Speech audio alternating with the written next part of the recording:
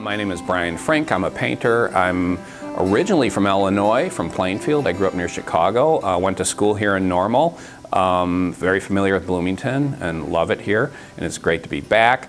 I currently teach at Minnesota State University in Mankato, Minnesota. That's southern Minnesota, so it's warm there.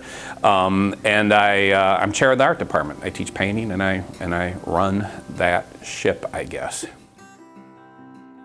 Memory Water, it's an interesting story. I received a residency from the Helliker-Lahoughton Foundation in Maine, and the residency is on an island off the coast of Maine, kind of near Acadia National Park. It's called the Great Cranberry Island. And Helliker and Lahoughton were two artists that were fairly successful, and they established this residency before they both passed away. And it's, so I went there with no expectations. I thought I was going to be doing watercolor, like landscape watercolor paintings. And I had this wonderful little studio right on like a bay area. It was very calm water. And so I sat in the studio every day for a month watching the water go up and down.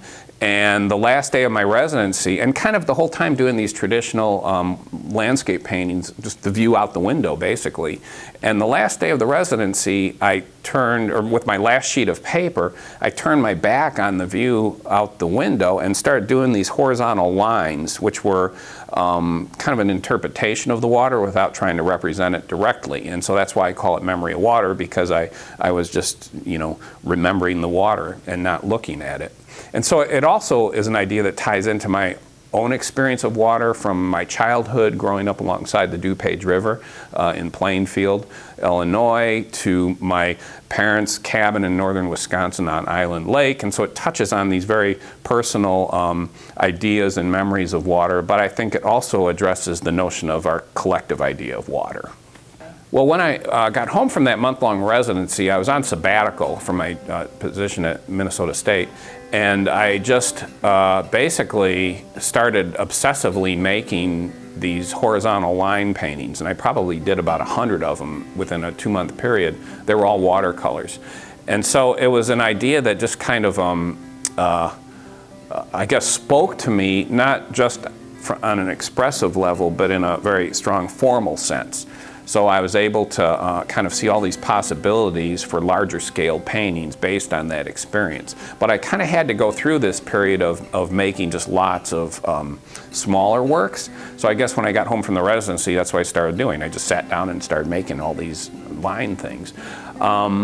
And then as time went on, I started, again, translating those into the larger scale paintings. They're very, very simple form, they're kind of formulaic in a way, because I start with a ground surface that's fairly gestural, just like kind of rapid, free marks. And then I put on top of those, that ground, much more laborious line work. So there's this contrast between the physicalness of the gesture that's kind of suppressed with the much more labor-intensive grid.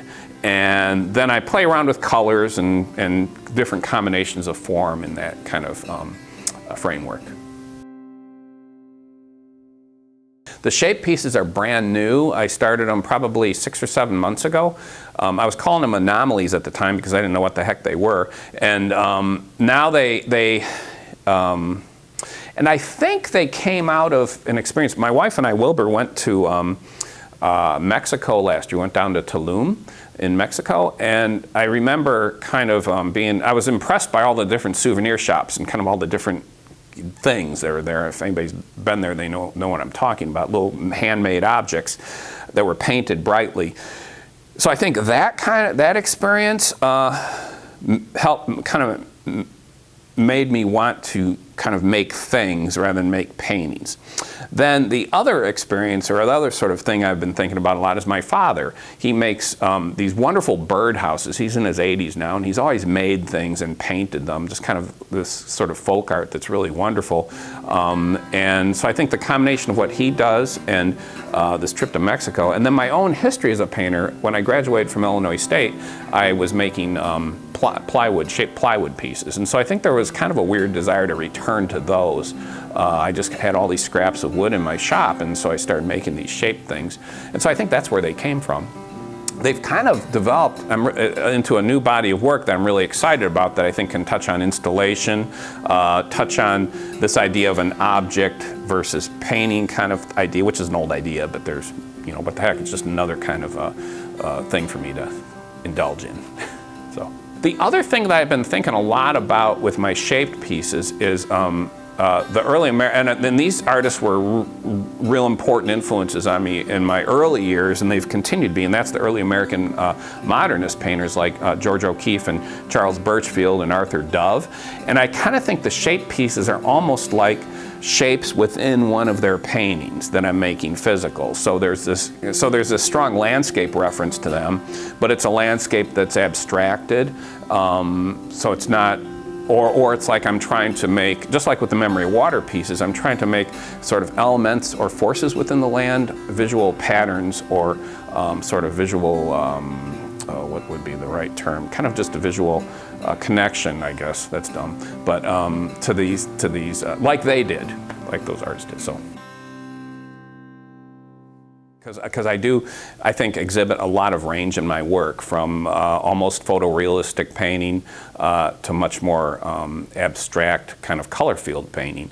And I just think that I came to the conclusion a few years ago that now is a time that a painter can do that kind of thing, that can have that sort of, take those sort of liberties with their work and with their the direction of their work. There's no need to really focus or specialize in one area.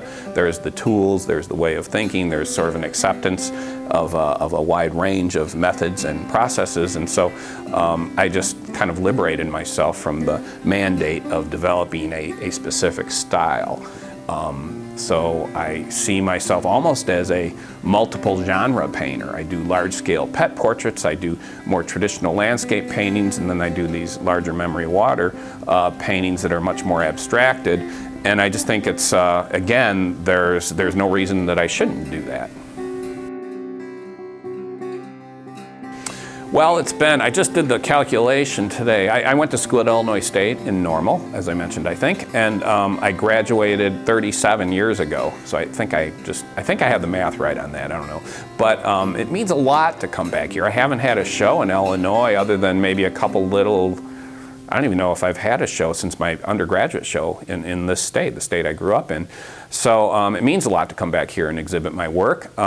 It's kind of an interesting sort of a nostalgia trip. I had my very first, what I would call my professional artist studio, right down the street and around the corner from the Arts Center. I rented this space for, I think, $75 a month. For me, it was a huge step and kind of a declaration of my artistic independence.